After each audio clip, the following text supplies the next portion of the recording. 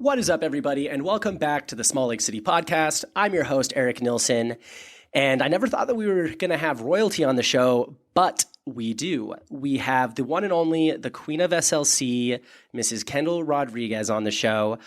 For those who are familiar, she's an influencer on TikTok and Instagram, helping highlight a lot of the really cool places around Salt Lake, and also helping people who are moving here understand what they're getting themselves into and helping people find their footing once they're here. But not only is she helping highlight a lot of the coolest places around the valley, but she is also the director of the women's basketball team at the University of Utah, which has had a ton of success, not only this year beating the highest ranked opponent they've ever beaten, but last year being the champions of the Pac-12. So join in with me in Kendall's conversation, talking about her upbringing in California, playing college basketball in California, playing professional basketball overseas, and then finding herself in Salt Lake City to be working for the University of Utah basketball team, and how she came to become the Queen of SLC and who gave her that title. So check it out. Really excited for you guys in this one. One thing I will say is, half of the audio, and thankfully my audio, got corrupted in the process, so it's not the highest quality. I'll warn you now, but stick with it. It's the worst at the beginning, so if you can get through the first couple minutes, then you are set for the rest of the episode. So please enjoy me and Kendall talking about what makes Salt Lake so great and what we are excited about in the future. Enjoy. Cool. Kendall, I'm so excited that you're here. It's been so interesting in, let's call it the journey of a podcast, to see who comes up a lot, who I get interested in, and who I think has a really good perspective of the city. And so as I've started to follow you in all of this, discovered you in all of this, if there were kind of two women that I knew that I wanted to have on the podcast to have a unique perspective, it's you and Allie. And so it's funny because I literally recorded with Allie on Friday.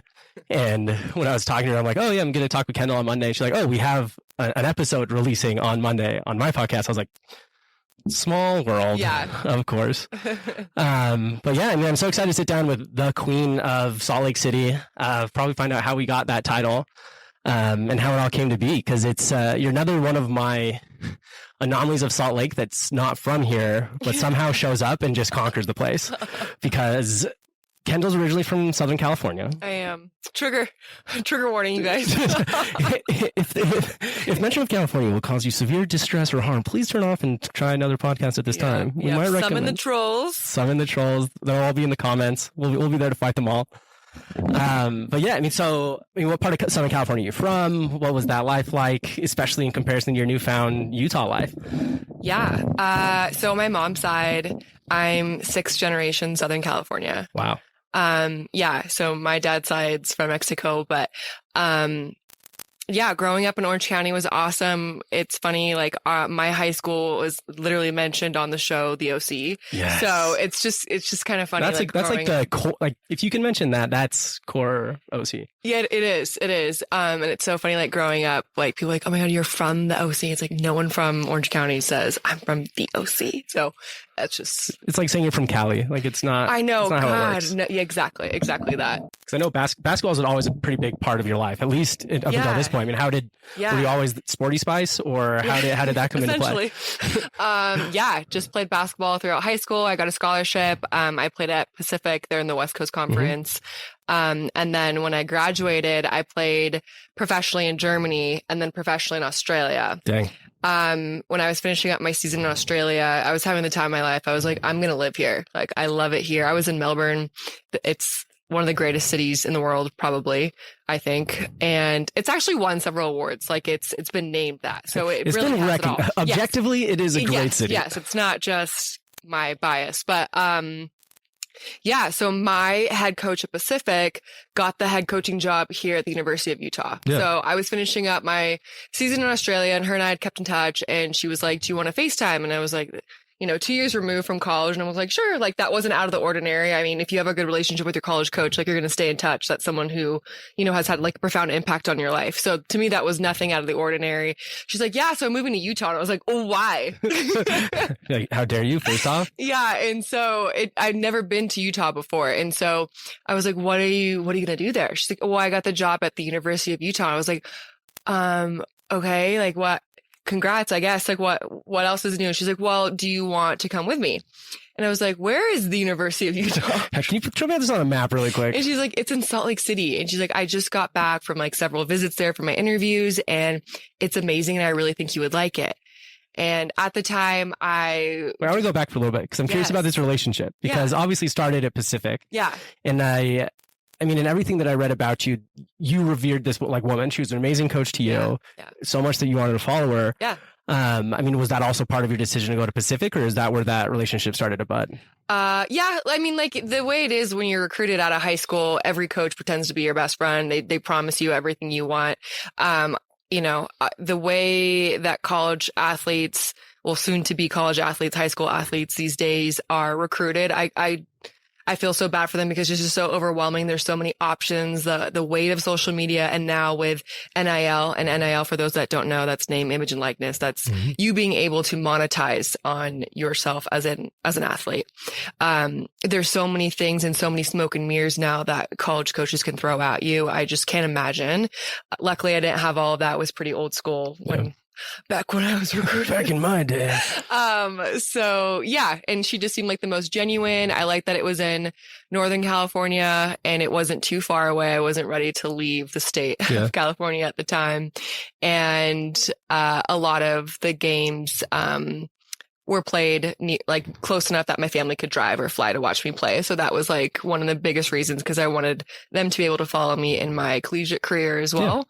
But yeah, she was definitely a major part of that. I mean, you definitely have to weigh in, like, do you want to play for this person? So yeah, we always had a really good relationship, and she was. Is there anything in like particular that brought you together outside of just like a traditional kind of player coach relationship, or was it just she was that genuine and authentic with everybody, and everybody seemed to have that relationship? Yeah, I don't know. I guess I think it's like person by person. But that's how she always was with me. And so, yeah, throughout the 4 years, and she became like really close with like my family too. Oh, that's awesome. And yeah, I would say the same for like a lot of my teammates. Like we talk every day, which is cool. My college teammates still, and I think they would all say they had the same experience with her. So it was only a matter of time that she would get picked up by a Power 5. It's kind of like the trajectory of coaching. You kind of start low and then, make your way up from there.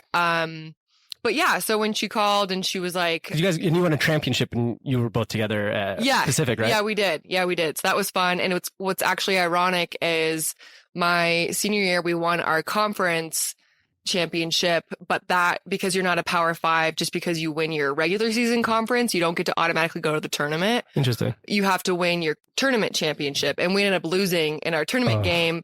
And even though we won like 28 games that year, we were literally like 28-3, I think, at the time, or whatever it was. This one game, this one tournament, and then we lost. And because you're a mid-major, the committee is like, like you don't play that strong enough of a schedule, so you get booted. So then we go to the WNIT, we beat Arizona State, we beat UW, and then we play Utah at home, the University of Utah. Yep. And then we go to overtime, we lose by 2 at home. So Utah ended my career, and then here I am. So it's kind of funny that it's like full circle. Yeah, it's almost like the Karl Malone going to the Lakers and trying to get John Stockton. And you're like, listen, Carl, I like it here too much. Exactly. So it's kind of funny. No, it's awesome. I love that you play. So I have a couple friends that have played overseas. Parker? Yeah, Parker Van Dyke. Yeah, I know his family. Went to high school with his brother, and then he was the same age as a cousin of mine, and so he was just like kind of always at this house we always used to hang out at. But super cool guy. I mean, obviously playing overseas right now, but I mean, what was that experience like, especially from, a country where basketball is very prominent, very in your face, to go to a place where it takes that like second or third seat or fourth, fifth at times. I mean, what was like living abroad, but also especially playing professional sports abroad? The hardest transition for me, my first year in Germany, was now professional. So, in high school and college, leading up to that point, there was always this sense of like camaraderie, like you're in it together, but there are people on the team that are not getting as paid as much as you, like they're not imports. So the way it works in Germany, like they have different leagues in Europe all over the place. You can have X amount of imports. So for Germany, you can have 3 imports for your team. Imports means non-Europeans. Yes. Okay. So it was me and 2 other American gals, and everyone is just trying to get their money. Like you sign with an agent, they represent you, and you get your base pay salary, and then you get bonuses for performance. So back in college where you're like, I'm going to, give up this shot to get my teammate, that doesn't happen in professional basketball because they're like, I'm trying to get mine, I'm trying to pad my stats. So that was really hard. And then on top of that, the language barrier. So I was in northern Germany. I was playing in Osnabrück, and that's like an hour and a half from Amsterdam, which was really fun. But like, you don't have that much downtime just to like go to Amsterdam whenever you want. Yeah. I didn't see the sun. And so that was really hard growing up, like, 20, 22 years sunny of California to it's gone. And then going to northern Germany where the language barrier, 1, 2 people, and they'll say that you go to Germany and like there's a drastic difference between northern Germans and southern Germans. Like they're just much happier in like the south than they are in the north, and they're just a bit more cold. And then on top of that, like not seeing the sun. And then my teammates were just very much like in their own lane. They weren't really into like having a relationship with the other Americans at the time. So it was just a lot to kind of sounds lonely. It was very lonely, especially going from I imagine, and this is probably very assumptive of just kind of what I know of you. You're probably a very social person in high school and grade school. Surprise. So you go play you go play college basketball. Probably very social. Totally. And then all of a sudden, here's this, 22, 23-year-old woman in another country by herself. Yeah. Teammates don't really want to talk to her. Yeah. Your favorite coach is gone. And I imagine it was pretty lonely for a little bit. Yeah, incredibly. And it was hard because a lot of my teammates and college classmates, like they all went and moved to San Francisco. That was like where a lot of people ended up going after we graduated. And so it was just hard to live. And this was, kind of at the beginning of Instagram too. So now you could really see what people were doing. Let me remind you how lonely you are. Exactly. Oh my God. It was so bad. And so that just really heightened the loneliness, and the time difference was really tough. So trying to coordinate like FaceTimes with family and friends, and just trying to keep perspective at the same time. And my childhood dog died like the second week I got there. So it was just like, bam, bam, bam. But it all shaped who I am today. So you can't really, describe the experience too bad, but that don't kill you. Only makes you stronger. As they say. They do say that. But I guess at this point, like what's your head at as far as like coaching goes, or like actually like working in basketball after professional basketball? Yeah. Well, it was interesting. So I left Germany and I came home and I was working like at an ad agency in Orange County, trying to figure out where I was going to get signed to next. I didn't have the greatest season on paper, so I wasn't really sure if I was going to get picked up. I didn't get renewed on the team in Germany, rightfully so. I was miserable. And one of my friends from high school who played at a like rival high school of mine, she was like, yeah, I just signed to a team in Australia. I'm like really excited. And I like was trying to be happy for her, but I was just so jealous. And I was like, oh, Australia sounds amazing. Yeah, I'm so happy for you. Tears of joy. Good luck out there. And it was crazy because she said that. And then a week later, I got an email from my agent who was like, there's this team in Melbourne that is interested in you, like hop on a Zoom, you're gonna interview with a coach. And I was like, sick. So sign me up. Yeah, it was not as high paying as the Germany team was, but I was like, whatever. Like where I was, it was literally 2 miles from the beach. And I was like, I'm going, I don't even care. Question, Mr. Recruiter, does the sun rise usually most of the time? Not too much of the time? Yes. And everybody speaks English now, which I assume is helpful. Oh my God. And they love Americans. It was so fun. It was like polar opposite experience. I got there like, oh my God, they're like, say this, say that. And I was like, okay. Like, please, don't mind if I do. So it was so much fun. And I love Australians. Like if there's one thing I've realized in my life, fun. Great people. If I'm ever night out at a bar or whatever, and I hear an Australian accent, it's like a tractor beam. And I'm like, like, no, but dead serious. And it's never, ever, ever let me down. There's a short tangent. So there's this one time in Nashville. Okay. I was there before the Kentucky Derby.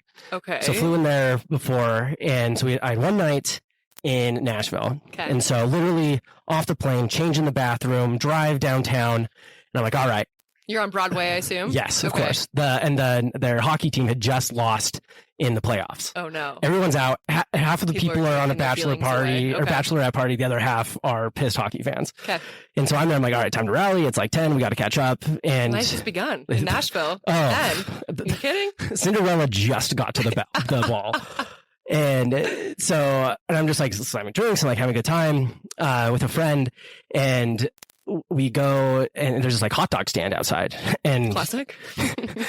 I've had a couple beers. Hot dog sounds phenomenal. So say less. And so all of a sudden I'm sitting there, and so it's me, these two guys, don't know they're Australian yet. Plot twist, they are. And then there's a couple in front of me, and the couple is like, I mean, traditional, like late 40s, early 50s couple, Midwest, very white. And so a guy walks up, he's like, oh, I'll take 2 hot dogs. And the wife's like, honey. And it's like, we'll split 1 hot dog. And then the guy's behind like, mate, like, it's your night out. Like, if you don't want to have, like, throw you on hot dog, like, get you on hot dog. And I'm like, yeah, like, I agree with this guy. And we just started talking. He's like, hey, like, we're going to cut the accent now. Let's be honest. You don't want to keep it going? There is a way I can always get a free drink at a bar, but that's another conversation. Oh my gosh, yes. But so I'm talking like, oh, like, where are you guys from? Like, Australia, mate. Like, duh. Yeah. They're like, oh, well, we work for this like keg kind of like rental company. There's this beer convention going on here, and this company operates in every English speaking country. We're about to all go to this bar, and I'm just like, the stars have aligned. Yes. It's time. And it was just so fun. Just like, I'd be like, oh, Irish guy, English guy, British guy, American, go away. Like, it's super fun. But like every single time, Australians a good time. So I'm envious that you have this experience in Melbourne. I'm sure those great people also played a role in how great of an experience that was for you. Yes. Yeah. Melbourne was amazing. I always say Melbourne, but my husband, because that's how the locals say it. They don't pronounce the R's. They're like, yeah, I live in Melbourne. Yeah. So I like you say that. Melbourne. He's I'm like, yeah, what? I lived in Melbourne. They're like, where? I'm like, oh, Melbourne. Well, it's the same. So my roommate / best friend, he works at Yonder in Escalante. Yeah. And so if you're up here, you say Escalante. If you're down there, it's Escalante. Oh my god! And so really? and so it'll like rub off on me when he talks to me. I'm like, so I'll go talk. Oh yeah, Tanner's down working in Escalante, and they're like, excuse me, peasant. Sir, where?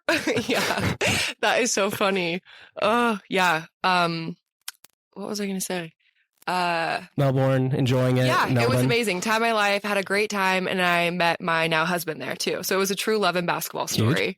Yeah. Just shooting free throws together. Yeah. So he played so the organization had a men's and women's team. So he was their import on the men's side. He's from Canada. So yeah. 2 imports that got exported together. So cute. Ugh. Yeah. So we met there, and yeah. Your hoop dreams continue together. They sure did. So Melbourne's over. Yes. You bring your extra baggage back to the States with you. Yeah. So it was a 2-week turnaround. So I finished my season, and at the time, originally before Lynn had called me and offered me the job, I was going to go backpacking with my now husband across Asia when we finished his season. I know. And so I was like, oh my gosh, like, I don't know what to do. My dad's like, you're going to regret this. Like, you need to give it up. You've gotten everything you've wanted out of basketball. Now, like, it's time to start your professional career. Like, you're never going to be offered. Go to Europe and go to Asia, backpack. I know. This high caliber job again, because usually how it typically works in athletics is it really is gatekeeping. You have to know someone. Otherwise, you're starting from the bottom of the barrel and like making your way up to a Power 5. Utah is a Power 5 for those of you that don't know. And so anyway, so my dad was like, you got to take it. So I fly home. I have 2 weeks to pack up all my stuff. I ship my stuff to Utah, and then I fly with my parents, and I get to Salt Lake. I meet Lynn. And have you been to Salt Lake before this? First time. So then we're going apartment shopping, trying to figure it out. Where are these people who stole my dreams from me in the E19 tournament? And it was funny because I didn't know about KSL at the time. So I was like trolling Craigslist because that's what you use in California to find a roommate. And I found a roommate who was actually from Newport Beach, Orange County. I was like, oh my gosh, look at us. Here we go. So I moved in with her. It was perfect timing. And it was amazing because I got to the University of Utah campus, and they had just built this brand new $12 million facility for just men's and women's basketball. Just rolling out the red carpet for you. I just was like, oh my gosh, like, this is our office. It's insane. The facility is beautiful. It's 5 stories. We have 1 level just for men's basketball, 1 level for women's basketball. We each have our own practice gym, which is unheard of. We have our own locker room space, our own film rooms. And then we have a rooftop lounge that has fire pits and barbecue pits and a 360 view of the entire Salt Lake Valley. It's stunning. And so just, coming from a mid-major to being like, oh my God. There's like the creme de la creme, just brand new. So it was cool. Your dad's I made the right decision. Sign. He was like, yeah, I told you. So it was perfect. And then, yeah, that was my journey to Salt Lake. And so for those who don't know, what's your role for women's basketball? What does your day-to-day look like? Yeah. So when I first got the job, I was our director of like social media pretty much. So I did all of our social media, alumni relations, community relations, all of that fun stuff. And then 2 years into it, I got my master's at the U. So I got my MBA from... Trying to think if I knew anybody that's in that class, but I can't think of it off the top of my head. Yeah, so I got my MBA from the U, and then I was promoted to our director of operations and administration. Cool. So essentially that's everything except for recruiting and coaching. I thought I wanted to go into coaching, and then I realized that I didn't like recruiting. I just can't get my heart breaking. Like our coaches... You just get attached to kids, and they'll be like, by the way, I'm going anywhere but here. People don't realize. I don't know how coaches do it. You spend hours and hours learning the most intricate details about 17-year-olds' lives, only for them to be like, yeah, sorry, I'm going to go to Arizona. Yeah, like, they party so hard, and you're like, cool, so, thank you, awesome. So that was something I learned early, and I just was more interested in having something different every day, which is operations and dealing with all of that. So what don't I do every day? The woman behind all of the scenes. Yeah. Making all the magic happen. Basically making it go. So yeah, all of our financial aid, compliance, housing, travel. What else? Stresses me out just thinking about it. I'm blanking. A lot of our alumni relations. Now I'm blanking on my own responsibilities, but yeah. It's December. It's a 2024 problem at this time. Yeah, but it's great. I love it. Everything is different, but it's definitely stressful, especially like when you can't control the uncontrollable. So like if a bus is late, if a flight is late, it's tough. Or food. Oh my gosh, food's like the bane of my existence, especially when one order is wrong. You have a girl who's like allergic to gluten, or one who's like no sour cream, and then they have sour cream on their food. And our team is wonderful, but food is important to people. Yeah, and a little hanger in there and a certain meal, and they're like, it's not right. You're like, so then you have to, and it's all your fault. Yeah. Yes. So, but it's good. I like it. No, that is at the end of the day, the important part. Yeah. So now the big question is, how was the Queen of Salt Lake City born? I mean, where did this idea start from? Or were you just always just posting and sharing, and then it just kind of rolled into itself? Yeah. So when I first moved here, I had no friends. I didn't know anyone. I had no built-in network, and my boss is 23 years older than me. So I'm not going to hang out with her and her family. Yeah, makes sense. That just didn't make sense at the time. So it was really I was thrown into life here. So I just would look up things to do and would just go out of my way. And I'm fine, sitting at a bar or a restaurant or a cafe, being by myself and striking up a conversation. Mm-hmm. And that's just what I did. I didn't get that from you at all. That's weird. Yeah. Well, you didn't? No. And so I just threw myself out there, and I just said yes to every opportunity. I joined sports leagues and trivia teams, and basically I was living downtown too, which was awesome because I could walk everywhere. Mm-hmm. And was just probably going out way too much. My liver was certainly not happy with me, but yeah. So just basically took a few years to figure out what I wanted to do. And at the time, my husband and I were long distance for 4 years. Oh, wow. Brutal. Yeah. So he was not in Salt Lake either. So it wasn't like I had him. I was gonna comment and say, oh, how great of a time for you two to have this brand new relationship. No, so I went to Utah and then he went to business school in Nashville, Vanderbilt. Yeah. There we go. Yeah. So a little connection there. Yeah. And then he got a job and was in Cleveland, and finally was able to move here in 2019. So yeah, it was a long time. Ouch. Yeah. So yeah, essentially that was a tangent, but was basically on my own. So just really put myself out there and learn the city, what I feel like was the back of my hand, and eventually found, who are my really close friends and clique and besties today. And because before all this, were you pretty much just okay, here for a job? I don't know about this city in general. Exactly, we'll figure it out. Exactly that. I thought I would be here for 2 years and then move back to California, but slowly I just realized, I was I don't want to move back. And so, I'm sorry, go for it. Go. Yeah. No, I was going to say, during that, you're alone here in Salt Lake, building this friendship, and probably now, it's probably better described as a community. Yeah, absolutely. Were there any key moments where you're oh my gosh, this is amazing, or I went to this place or did this thing or met these people that really, cemented it for you? I think just over, it was like a culmination of everything. To me, when people ask me like what kept me here, it's how small Salt Lake is, but also how big it is at the same time. Like you can have your metropolitan city feel.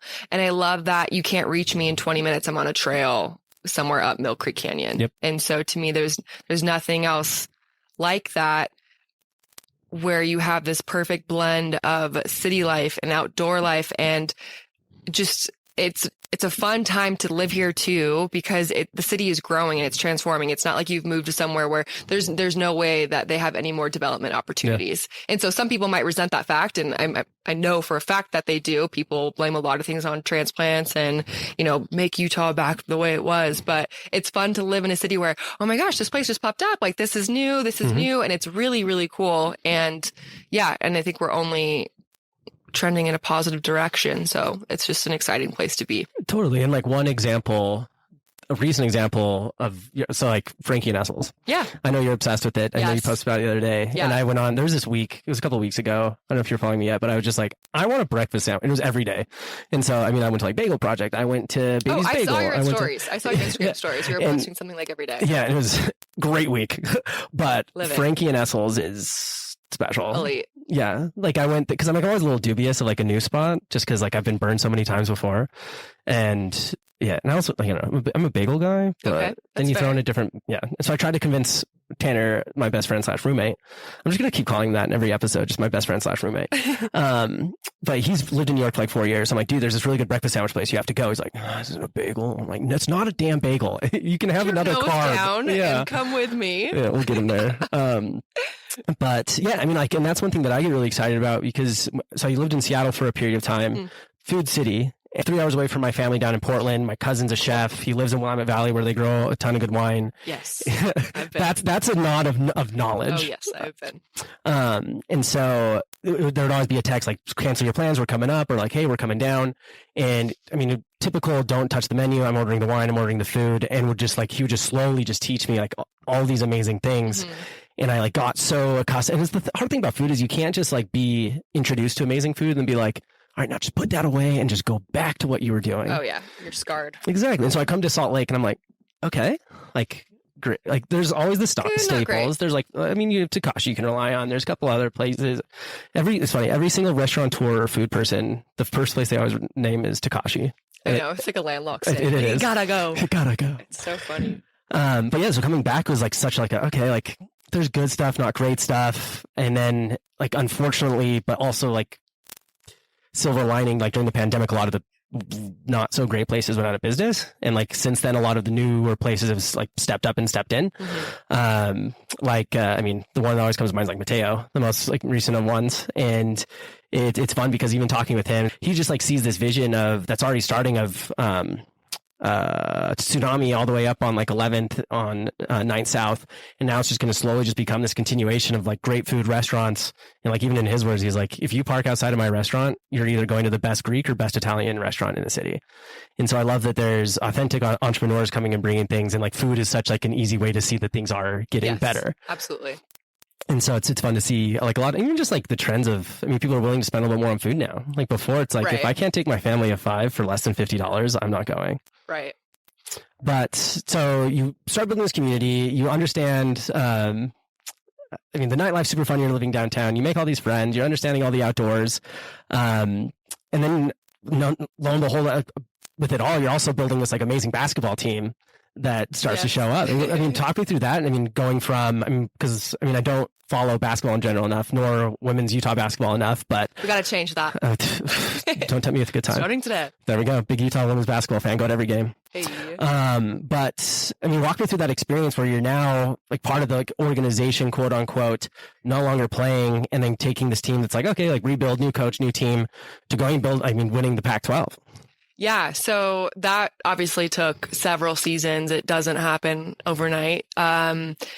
But yeah, it was definitely a struggle. The Pac-12 has been the best conference for women's basketball in the nation for the last decade. So, you know, you're going up with powerhouses like Stanford and Oregon and UCLA. And so just to be able to out recruit them is the biggest piece. And so you have to change people's perspectives about Salt Lake and about Utah. Yeah. So that's probably our biggest hurdle. It was and still is, just because people have this perception online. And our biggest thing is like, once we get you here, we know that we can get you. But the biggest thing is like getting you to take an official visit. Yep. So in the past, you're only allowed to take 5 official visits as a high school student athlete. So you got to narrow down your list to 5. Now it's blown open. You can take as many as you want. I think it's terrible. Again, overwhelming. It's just not good. 18-year-old kid, all of this. Yeah, I can't imagine. A plethora of opportunities. What could go wrong? Yeah. So anyway, so in the past, it's been 5. So people were typically very selective about who they were going to take official visits with. So, again, our staff did everything we could just to get people like, okay, just commit to an official visit. And if we can't sell you on Life in Salt Lake and the U, then, you know, we did everything we could. But, once we got kids here, they're like, oh, wow, like Salt Lake's actually kind of cool. Like there is stuff to do here. It's not everyone who has come to campus we've taken out in Salt Lake and around. They're like, wow, this isn't what I thought it was. Yeah, no, exactly. Crazy. And so it's so interesting to experience that on like the professional side, and then on like a social side now with kind of what I've built online. And to talk about what I've built online, that the only reason I opened up TikTok back in 2021 was because a video went viral of my sister and I, like 20 million views of my sister and I rapping at her older sister's wedding. Like it's so cringy, but it went mega viral. And I had people reaching out from high school being like, yo, I saw you on TikTok. Yeah. And I'm like, what? And so I opened it and I was like, oh my God. So that was my first introduction to TikTok, where before I just thought it was kind of a dance app for kids. And I quickly found out, I was like, this app is the future. Like, this is so cool. I'm finding out so many cool things to, like do, and life hacks and just information. And, so I posted a video about Utah soda shops, and then that went viral. And then it just kind of steamrolled, and people from all over the world really like, wait, take us through another Utah soda shop. Show us more of this. Okay. So I went to every single soda shop in Salt Lake, and that was kind of the foundation of my following, was soda reviews. And then I just started recording everything else that I was already doing, and then it just kind of snowball effect. Yeah. I had it as my name, just Kendall Rodriguez, when I first opened it, but my husband, he's like, yeah, you need to change your handle. He's like, if you're going to do this, that's exactly him. I'm like, okay, what should it be? And he's like, yeah, Queen of SLC. I'm like, people are going to hate that. And people are going to think that I think I'm that. And he's like, that's exactly what you want. He's like, marketing and SEO 101. I was like, all right. He's like, listen, I took this class at Vanderbilt. Yeah, we got this. Trust me. Whoops. Yeah. So that's where the name came to be. Okay. So he's the shout out your husband. Yeah. Shout out. So I changed it. And then, ever since then, there's just been a crazy following. And the biggest thing that I've realized is that there are so many other people out there that were just like me when I moved here, and you don't know what to do. You don't have a sense of community. You're trying to find your roots, and you want to, a lot of people too. I get so many messages being like, I'm moving there in a month, or I came across your content and I just got to say, thank you so much. Like, I moved here, a couple months ago, and this has really helped me figure out like my way around. And so that's been the biggest reward, I think, for me, is helping people like how I wish I could have been helped. Yeah. So it's almost like a YouTube tutorial for like how to find yourself in Salt Lake. Yeah. You're like the little Salt Lake Sherpa. No, you're the Queen of Salt Lake City, but you're also like the social Sherpa. I'm going to change my handle now. Thank you. I just clean everything up, walk out. Hashtag, thanks, Eric. I totally get it too. Cause like so I'm from Salt Lake, moved to Seattle, came back. And when I came back, like very different person, didn't want to go back to old habits, didn't want to go back to old social circles, friends. Not that there's anything wrong with them, just like I was a different person. Exactly. And I remember it's like I came back and moved like Hardwire, because I was like, okay, Hardwire's the people aren't from here. I need to make friends with these people. It was super great. Like moved in 2 weeks before the pandemic hit. Pretty much like if you're in that building, we're like, hey, like, do I go hang out on the roof? Do you want to do this? Like it's us. And then, so then left, did the van trip, came back, And in that time, Edison House was just still like an idea. Like I remember George and Charlie posted a picture on Instagram of like coming 2022 or whatever. Yeah, I guess it's 2022. And it was just like goats eating grass in a parking lot. And it's been so fun because like even when I was in Seattle, so hard to make friends. Like you don't want to go hang out with your work friends all the time. Yeah. That's an interesting dynamic that no one likes to cross. Exactly. I see you for 40 hours a week. To spend more, like really? I know. Well, I mean, assuming I go into the office, which I don't. But and it's just like becoming this issue because essentially like, and I think you felt like burn of it when you were in Europe, like you have these social experiences that are so set up for you. I mean, could you imagine if someone's like, hey, all of you and your 20 best friends are going to go sit in this room. You're just going to hang out and chill. We're going to go outside for like 15 minutes every 2 hours. Time of my life. Time of my life. Sign me up. Yeah. But now it's like, oh, by the way, you guys have to go open up this black screen, Black Mirror, and just work away and then try to go figure it out. Everyone's tired. Everyone's exhausted. There's nothing really bringing things together. If you want things, go find it. But people can be pretty cold and it's hard to like, just like, I don't know, like Kool-Aid man your way into like a social circle that's been there for 10 years. And so I can totally, empathize with these people being like, hey, like, thank you so much. Like, I just needed to find some sort of footing and understand. Because if you were to drop me in like any city, I would be very overwhelmed very quickly. Yeah. So absolutely. Thanks for being that trailblazer of I don't know about that, New Salt Lake citizens. Thanks. But yeah, I mean, and like because obviously you're now, you know everything going on. And also with weekend updates, you know everything's going on the weekend updates. Yeah, that's been crazy too. That it just kind of started randomly. I was like, oh, I'm just going to talk about like what's going on. And then it just kept going and going. And now I missed last week because I was like in a sad mood. I was like, I just don't want to show my face to the world. Yeah.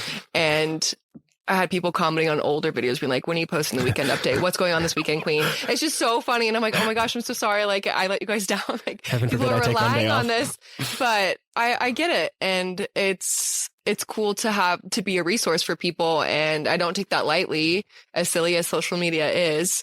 But yeah, it's been really cool to just make all these connections. And, you know, today when I walked in, I don't want to sound, how do I put this? Like it happens all the time because it doesn't, but sometimes it does where I'm like in a shop or a restaurant or a cafe and they're like, I love your TikToks. And I'm like, oh my gosh, thank you so much. So it's nice sometimes just to connect with people on that level. And, yeah, it's a positive thing. And then obviously you got to take it both sides, right? So there's a lot of people the trolls who have come with as well a lot of negative things to say. And I think the number one thing that I get in like my DMs or random comments or, you know, why do you call yourself this? Or like, who gave you this title? Please take it up with my husband. You know, and also I'm like, you guys, it's social media, like grow up. Like I'm just providing resources for people. Right. Let it go. Like so heaven forbid you invest your time and talents on helping other people. Yeah. Or like, oh my God, I had one,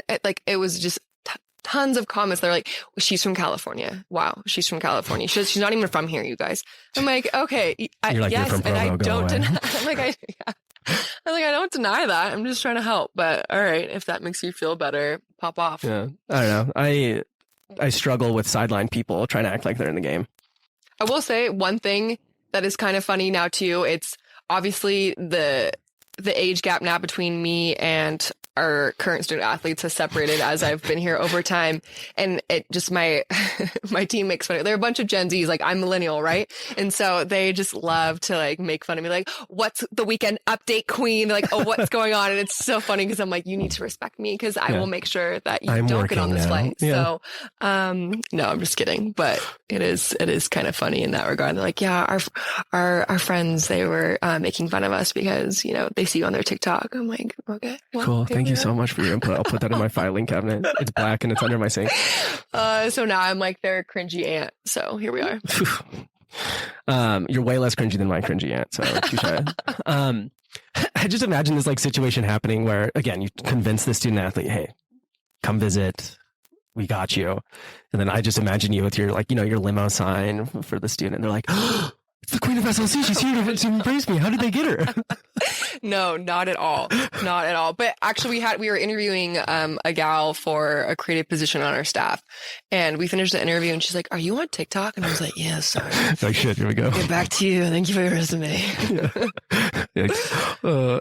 Yeah. Yeah. And the AD jokes about it. Like our athletic director, Mark Harlan, he's awesome. And he like makes fun of me all the time too. He's like, are you going to review our football cafeteria next? I'm like, I might. It's so good. Oh my gosh. Our football cafeteria is elite. That was the cheat meal well, not like literally cheat meal, but like the cheat code when I was at school. Cause it'd be like, oh, because it's like a football thing, like they can't not offer it to all students, but it's like, feels like it is. So you would just. They let you guys in? Yeah. You have to be a student athlete. Not when I was there. Really? Yeah. Oh. Our ID scanned. Everyone said hi. Thank you. Have a good one. Other students there. Oh my gosh. Yeah. Well, times have changed. It's not like it used to be. Sorry. Oh God, I keep having the same question and it keeps coming back to me. Anyway, like all the trends that you're seeing right now. I mean, no, sorry. Back to the newsletter. I have a question about this. Actually, a lot because I find like, let's go back like 2 months. Okay. I wanted to know, because like one of my biggest flaws being in Salt Lake and just in general is I suck at planning things. And then I'll see people on like Instagram stories be like, oh, that concert was tonight. Like, shit, should have planned that. Totally. And so I was trying to find at one point, like I need a newsletter that will let me plan all of these things coming up that I can understand. And there really wasn't one. And even like, I mean, anything aggregating like all the main venues, like a big event, like anything, like it was really hard to. And it's ironic because at that same time, I think one of your weekend updates was one of the first things I saw from you. I was like, all right, we have a challenger. Let's see if she can get it done. And like, I mean, obviously, like you're very thorough about it, and there's a lot of things in there that I'm like, oh, like I guess we are going to like. I mean, I can't think of an example, but there's always like very specific things. It's not just like if you go to Sky, you're going to see this. The Delta Center has this. You know, it's like there's actually like thought and like if someone really wants to get like there's no one swiping me like I know of all of this, like how dare she, again, she's not even from here. But I love the thought about it. And then like I thought about doing it at one point. I was like, maybe I should just like start a newsletter just like to help. And then I quickly botched that idea because it was like way too much like searching and thinking and doing and putting together. I was like, scratch that. Yeah, I do try to put a lot of thought into it in curation. And the one thing I do feel bad about is I get a lot of emails with people being like, hey, this is my event. And I have to reject a lot of people. And then that's just because the way that I started the whole weekend update was things that I would want to do and that I would want to go to. And that's what people followed me for. If you want to know like every single family event, there's blogs for that. Like you can, follow that. And so it does make me feel bad because like these are people who are just trying to like promote their event and this is their business and their livelihood, but I have to kind of stay true to what I think is cool enough to tell other people. Yeah, it's like I'm limited to 30 seconds. Like if you think enough people are going, that this many people would like. Yeah, because the same thing happens to like the podcast. People be like, yeah, you just kind of have to be selective, and it's not personal. It's just the way that you've built your brand. Are you a Rick Rubin fan? He was talking about how when he creates something, he does it for himself. Love. Like there isn't this, like he doesn't take a ton from everybody and take this consensus. He's like, I know what I need to create and I know to do it. Mm-hmm. And if I listen to everybody else, it's going to be... Then it becomes just like everything else. Exactly. And you have to be unique. You have to take risks. You have to take chances. You have to be true to yourself. Exactly. And like true to the idea itself. Anyway. Yeah. Phenomenal individual. I mean, he's been on like 20 million podcasts. Go find your favorite podcaster. He's probably interviewed him at least once. I'll look him up. I think he's number 4 on my top 5 people right now. Malcolm Gladwell, Brene Brown, and Jay Shetty are below him. And I can't think of who number 5 is. We'll get back to it. Huberman? What? You strike me as a Huberman guy. No, I don't even know what that is actually. Really? Yeah. Oh my God, Huberman Lab? Okay, now I just introduced you to something. You need to dive in. There we go. He's a professor at Stanford, and he just goes into like all of these really, really hard topics and makes them easily digestible. If you understand something, you can explain it to a child. Yes. Yeah, his stuff is very profound. Highly suggest. I actually do love very profound things. So there you go. Thanks you for profounding me. So from the days you started your TikTok, started being the quote Queen of SLC unquote, trademark pending. What have you seen? Like, I guess, like, what are the areas you've seen the most growth, and especially now, like, what are you most excited about? What do you think's happening the most? That's on your horizon. As far as the most growth, it's been neat, just to see the impact on local small businesses. So at the beginning, I had people DMing me like, hey, come by for a free meal and give us a review. And I was like, oh, wow, cool. Yeah, absolutely. And then, just kind of what you alluded to, quickly I was like, oh, this is not sustainable. 1. And 2, if I don't like it, then I still owe these people something, and what am I going to do? So now I just say like, no, like if I'll just go and do it myself. And just kind of keep like a low profile and give like an honest review, because I see with a lot of local accounts that kind of do the same thing. Like I know that they're getting the same DMs as I am, and they're just taking these people up on it. And maybe if I had a family of 5, I would too, because a free meal goes a long way, especially you can't blame them for it. Like, totally. No shade whatsoever. But right now I'm in a privileged position to be more selective, and I do have a full-time job, right? So I don't need to take on stuff that I don't want to take on. So that's obviously a great thing to have too. And I think there's like an authenticity to that, right? Like, I'm only going to do things that I truly believe in. I don't want to be like, I don't want to feel like I'm purchased. Right. I don't need it as a paycheck. Yeah. Which I mean, probably is why you get people relate with you so much and trust your voice. Yeah. And that's what I was, hoping to convey as well. And I hope that comes across in all of my content. But yeah, I think the coolest thing to see is feedback from local small businesses. They're like, dude, like we've popped off since you posted that video. Frankie and Essel's, for example, when they first opened back in, what was that, like March or April? I went in and just because like you, I had heard about them and I was like, oh, I want to go check this place out. And I made a video and it went crazy viral. And Clint, the owner, was like, yeah, we sold out for the next 4 days. Damn. I was like, and that's not me being like, and that's because of me. I'm just saying, like, I do think that there is a direct correlation. If it wasn't good food, it also wouldn't have sold out. Absolutely. Right. And I'm not saying that, when you post a video, it's because of me, but the impact of social media and like content sharing is real. Yeah. And like one example that, shows your authenticity, your actual care of it all. Cause like today you released an episode on CityCast Salt Lake with Allie about your naughty and nice list. Yeah. And like one thing I loved is, both of you had like, I think it was both of you on the top of your list is like construction or road construction. Every year I'm like, be more original, but it's true. But hey, if it only gets worse. Yikes. Or doesn't get in. Anyway, we digress. But you guys were talking about, I can't remember, I think it was on Second South, you guys were talking about the construction and like literally talking like by individual business that was impacted. And I was like, I don't know, I thought it was kind of like a tender moment of being like, and it was part of my conversation with Allie, we highlighted this too, because she's like, I don't mention like Donald J. Trump. I don't mention Pelosi. I mention like our city councilman and like the mayor of Holiday. Yes. Like, and so it's so fun to see not only that like you guys know and understand that, but you care enough of those impacts and want to be part of this and feel so nested in that community to the point where it's like, oh yeah, I can't do this review just because you're going to pay me like $50 or give me a meal. Like I have something to hold myself to, and I do care about the city and do care about people, and I do want to help them out. So I do think that there is, anybody who follows you or Allie for more than 5 days can get that. You can tell if someone's being authentic or not pretty quickly. Yeah, no, I totally agree. Yeah. So I would say it's that, and it's fun to see other people start creating content too. And I think at the beginning, there's maybe a sense of like territorial, like, oh, well, like they're doing the exact same thing as me. So like now I have to review a bunch of more places and make sure. But then I'm like, what's the end goal? Like why did I start doing this? Because it's fun and because it's for me and because I want to help other people who like me were looking for things to do, a community to connect with, activities, just to feel more like making Salt Lake home. Yeah. And so I just think it's great. And especially when people are like, I just started filming, and those are also DMs that I get too. They're like, I'm going to start creating content. I was like, as you should, do it. Fun. Yeah.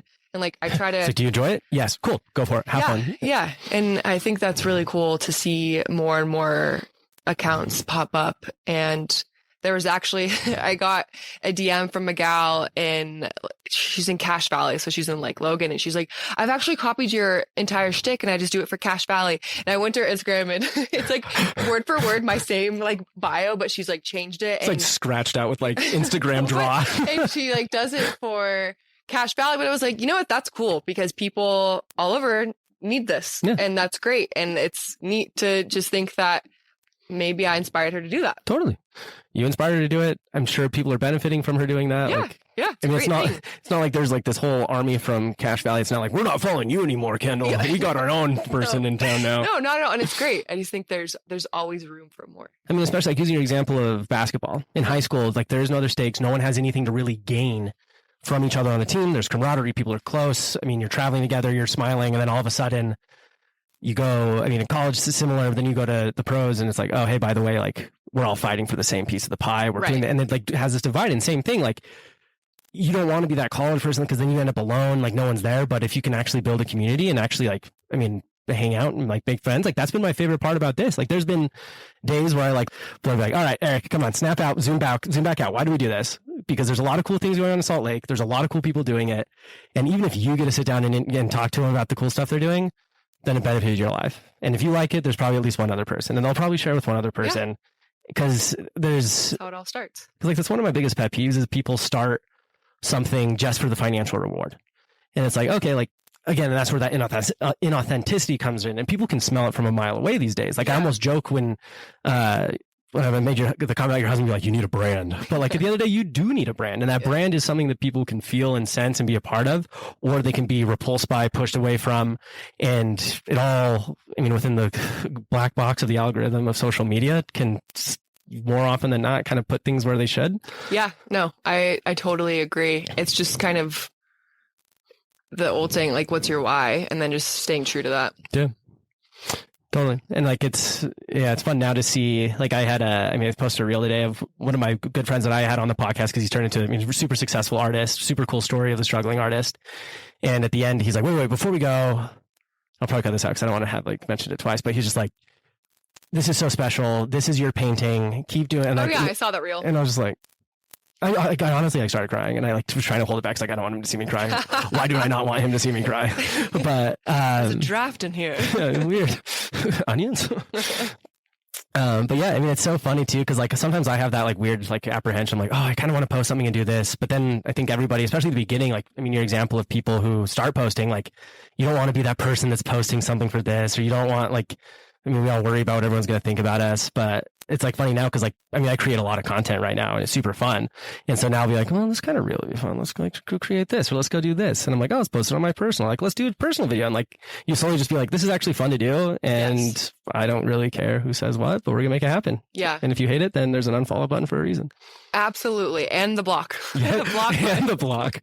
The block, the mute, the unfollow. There's all of the buttons come in handy. That's okay. You know? Yeah.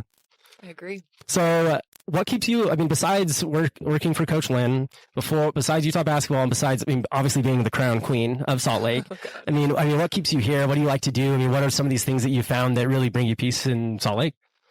I just love it here. And it's interesting, like as the years went on, every time I went back to California, it was just more confirmation that Utah was the place for me. And I think as far as what keeps me here, obviously my job. I love working at the University of Utah, and I'm an alumni as well. It's amazing. I live in Sugar House. I love my neighborhood. I know my neighbors. I love that I can walk around and wave and I know people's names. I know their children's names. And it's such like the accessibility to the outdoors. I know I said that earlier, is just so massive. Do you have any spots that you love? No, I can't tell you that. Just like a fisherman spots. I can't give these up. No, I have a pass up Mill Creek, so we just rotate which hike we do. My dogs are happy to do whatever as long as they're outside. I have 2 Great Pyrenees. Oh. Yeah, I rescued them both. Well, one of my neighbors, again, going back to that, my neighbor like 5 houses down, she runs Herding Haven, so they are a rescue foundation for like herding dogs, like cattle dogs, Aussies, Pyrenees, Anatolian Shepherds. And I first got Gemma from the Salt Lake County shelter, and I had her, and then my neighbor just kept walking by with this other Great Pyrenees, and she's like, I think Gemma needs a sister. And I'm like, not today, Kathy. Like, I can't take on the double the shedding in this household. And then eventually she got to me. So, and then not only did you double, but then you quadruple. But yeah. And so, yeah, access to the outdoors. I love how close everything is. One thing growing up in California, like you're driving like 40 minutes just to go to the supermarket. It's far away sometimes. And there's traffic in like double compound. Crazy. So that part, and then everyone is so kind. One thing that I found interesting, and maybe I can't obviously relate to those that grew up here, because I've met a lot of people who beg to differ from the statement, but Utahns I find are incredibly kind and very welcoming. And I felt that as soon as I got here, and I love that. Again, growing up in Orange County, people, I think that they're a celebrity in their own right. Yep. And people don't go out of your way to talk to you. They're very uppity for the most part. Whereas here, it just felt like polar opposite. Like, hey, like just striking up a conversation. And don't get me wrong, there's days where I'm like, don't look at me. Like I want to just get my groceries and get out of here. But it is just a general overall feel that is different too. And yeah, I just love that I can have, the little suburban life in Sugar House. I can be outdoors, Park City and beyond. And in like 25 minutes, door to door. 25 minutes. And then right in the heart of downtown, I can have a true night out and make it really feel like a city, like going to a concert or a jazz game, being able to take public transportation like that. In Orange County, there's buses, but it's just, people complain about like Trax and Front Runner, but it's a world's better than what they offer in Southern California, California as a whole for that matter. True. So yeah, I would say all of those things. And our airport, I love our airport. People shit on our airport all the time, but no one has grown up with LAX. Oh. Not no one. I'm sure there's a lot of Californians that have. But from my point of view, I'm like, man, the airport's amazing. Like being able to get there so quickly. Yeah. It's clean. So clean. Our entire city is so clean. And I think the airport's great. People take that for granted. So the one question about the airport that I have, I don't think I've ever asked anybody this, but it's a question I legitimately have. Okay. Is, so you know how if you're about to leave the terminal, you're going past the missionary pickup, then you got Shake Shack and everything on your right. So there's this fixture on the wall that has like all of these like waves in it and very intricate. Who and how do they clean that? I know. Who was I talking to about this? It might have been Allie, actually. Of course. I just want to get dinner with Allie. Like, can I just have my ADHD ask you a million random questions? She's the best, and she's so smart, and she knows so many things. Anyways, sorry, but yeah, I don't know. That has to be a dustpan, unless maybe they're hiding vents in there, and it's just kind of like a fun way to make a vent. Because the way it is shaped, it could be a vent. It's true. The more you know. I'll be there I'll be there like 3 weeks. I'll send you a picture and be like, on Friday. Kendall, it's a vent. We knew it. No, but I'm with you. Like everybody always complains about, I have to walk forever if I'm going over there. I'm like, yeah, but it's clean. Everything's like brand freaking new. Lounges go like it's great. It is great. It is great. Yeah. And so accessible. Like anybody who complains about the airport, because going to your example of LAX, I always do this mistake with LAX where I'm like, I haven't flown to California in a while. Oh shoot, we're going to Newport for a family trip. Okay, cool. All right, so John Wayne, 500, that 300. Yeah, we'll just do the 300. And then I'm flying out at like 4 a.m. and I'm like, why did I ever do this? Yeah, it's just a mess. Yeah. So our airport is great and our city is great. And I think too, you can say all you want. I'm not LDS, and I think that you'd be dumb to say there's not a major influence here in this state and the city as a whole. I think Salt Lake is pretty liberal compared to the rest of the state. Yes, that's why I love it. Yeah, it's great. But I also think that people maybe, and myself included, don't give them the credit they deserve. I think that again, the niceness comes from a lot of that, the religion as a whole, and the cleanliness. I think that also is an influence. They want downtown to look a certain way, and you can say all you want, but I think for the most part, and I mean, I'm always going to complain. I'm not an alcoholic, but I'm going to complain about our liquor laws. I mean, that I would love to see changed. But have you ever met Tanner Leonard, the liquor lawyer? I was listening to a clip of yours that you just interviewed her. I always joke because I channel this energy of like small lake city, which I mean, term around here, like you talked about, small city, big city, everybody knows each other, but calling the podcast that and then channeling the energy of like networking to find things, like the small lake city moments I encounter now are like, I just sit there and laugh sometimes. I'm like, how the hell did I meet you that knows this and does this and all of that? Like, sure. But so now it's become, we don't really have a great one because I just like DM'd you. I was like, hey, Kendall, do you want to be on a podcast? Like, sounds great. Like there's sometimes I'm like, anyway, there's so many examples in other episodes. It's become like this soft open of like, let me talk about how we got together. Yeah, I love that. I think it's cool.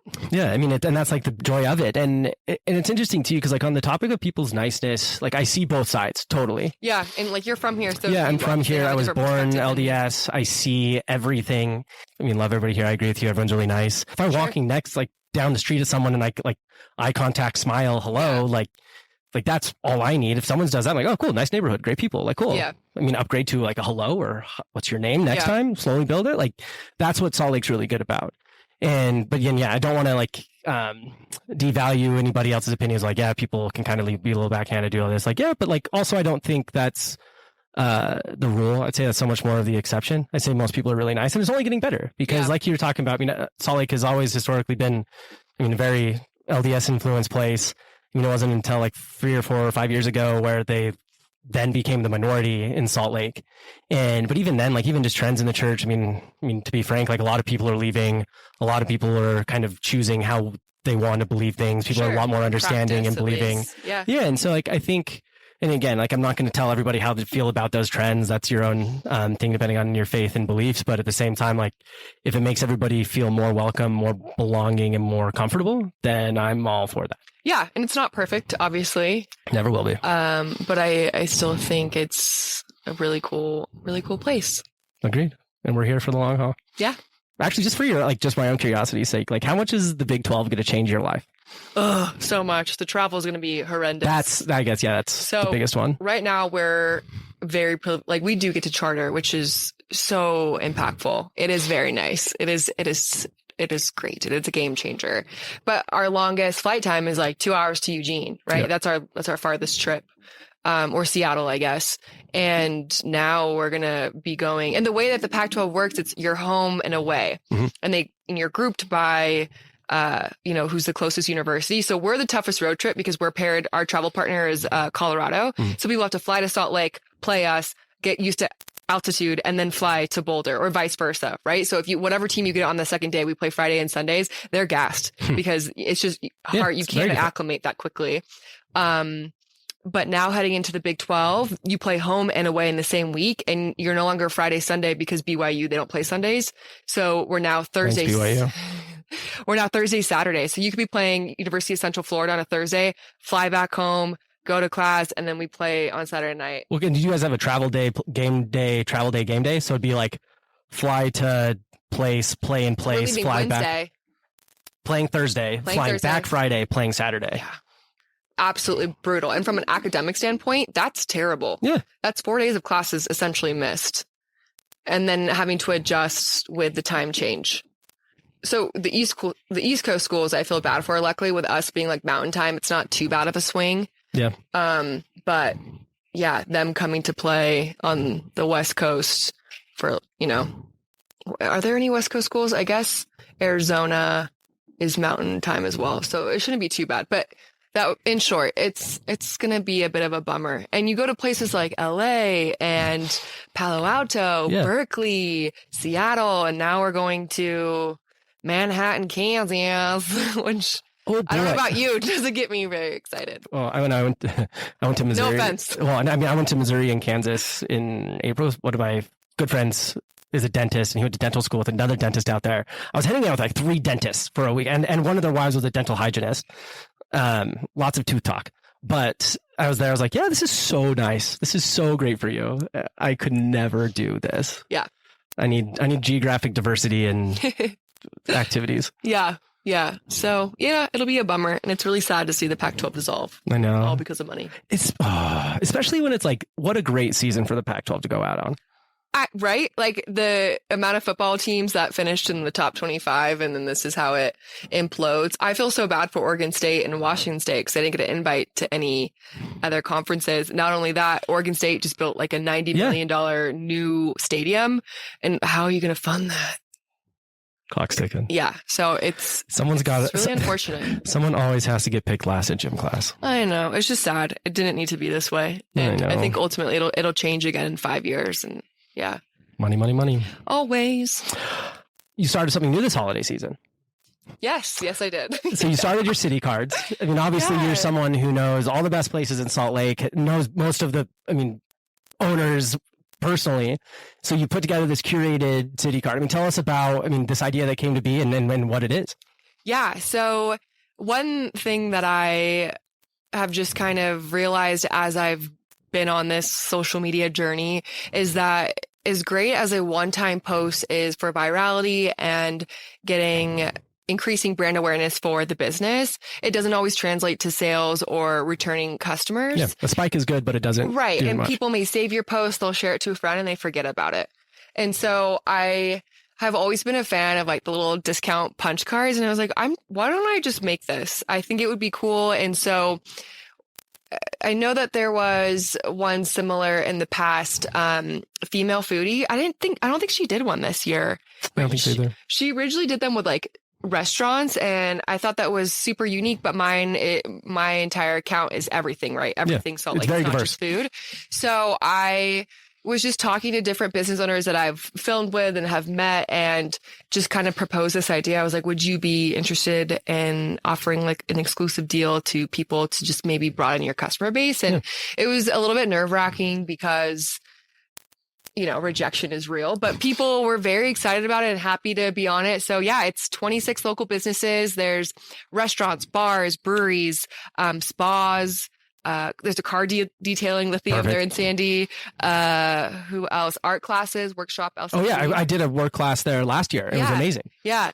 The shop downtown there, co-working space. Yep. So it's very eclectic and something for everyone. And the deals on the low end, like if you were to spend the minimum amount at each place, you're saving like $600, and then it could go up to like $1,000 in savings depending on like what you're buying at each of these places. Yeah. But yeah, it's really cool. So I'm very excited about it, and it's $50 and it goes through June 30th, 2024. So you have 6 months to use it. Cool. And the way that we kind of came up with that is because people buy these cards and forget about them. So to put more of a timing on it, a timeline on it, so they had to use it. Yeah, a little urgency in there. Yeah, use it in 7 months was kind of the thought. So yeah. I assume link on your TikTok, link on Instagram. Yeah, it's at queenofslc.com. So on the website. She even has the domain. We got the domain. Yeah, very exciting, and it's really cool to just kind of see the reaction again. When you're just making videos and sometimes you don't always show your face, you don't know if it's going to translate whenever you introduce like a concept or a product. And the biggest thing is I didn't want to come across like salesy or buy this. And the worst would be like merch, but this is something that actually benefits. I'd buy a Queen of Salt Lake City shirt. All right. I'm going to hold you to it. No, it benefits the community and local small businesses. And that's again, going back to my why. Exactly. Everybody wins. Small businesses win. They get more than just a spike of virality with a post. You get to go to Kendall's favorite places. They're really good deals. Yeah, like because here's the thing. Like sometimes I'll see those. I'll be like, oh yeah, I can only get an appetizer before 10 a.m. on Saturday. Right. Great. Like they open at 9. Yeah, I know. And it's like, but then like I was looking through this, I was like, all right, like, let me see this thing. I was like, oh, all right, okay. Like very good things. I mean, and especially if you're someone new to Salt Lake trying to find things, I think this is a great checklist to go down. A lot of great people, a lot of great businesses, a lot of great social experiences in there. So if you need a gift or need something to keep you active in Salt Lake in 2024, look no further.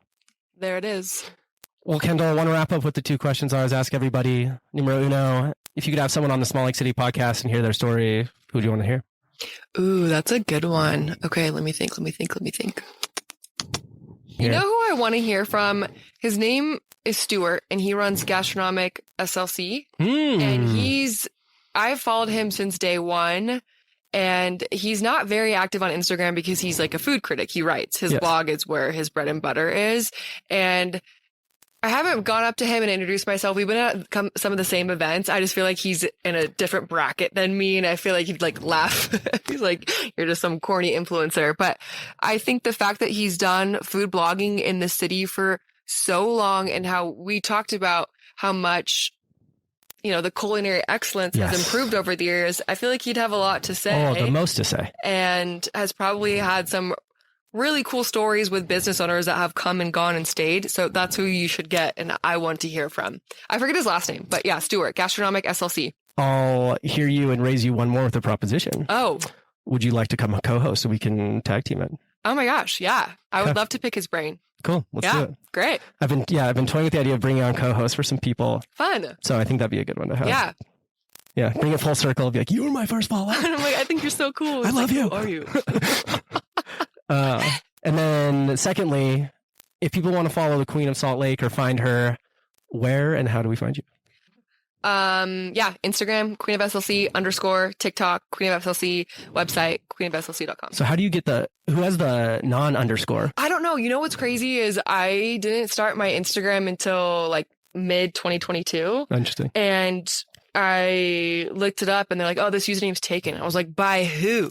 And I looked it up and it's just a dead account. They don't follow anyone and they have no followers. And I've DM'd them so many times. I was like, I'll pay you for this. And I've still had no response. You just need to send them like trial by combat. Like, I will fight you for this. Give me the username. Well, it made me laugh because I assumed it was something like that. Yeah. But so I'm a golfer and the Live PGA is a very prominent topic right now, but it's funny because Live Golf can't have Live Golf because there's this girl named Olivia that golfs in like Scotland that has Live Golf. Oh my gosh. That's incredible. If I'm her, I'm holding out because you know how much money you can make when you finally decide to give that up. Oh, if they're paying like what, John Rahm $500, $600 million, they'll pay her at least a couple $100,000. Oh my gosh. That's insane. Wow. So how'd you make your fortune? I own this Twitter account and these rich Saudis wanted it from me. Glad you asked. Yeah. Funny you should mention. Yeah. Kendall, you're an absolute gem. There's people I see on social media and I'm like, they can't be that nice in person. Is that what you thought about me? Be real. Be real. Be real. I already did my be real today. But no, I mean, like, again, I wouldn't have you on here if I didn't think you're authentic and meant what you did, and I did enjoy your content. So thank you so much. It's been an absolute pleasure. Thanks for having me. Excited for when we talk to our good friend Stuart. And yeah, so fun. Thanks. Dude, thank you.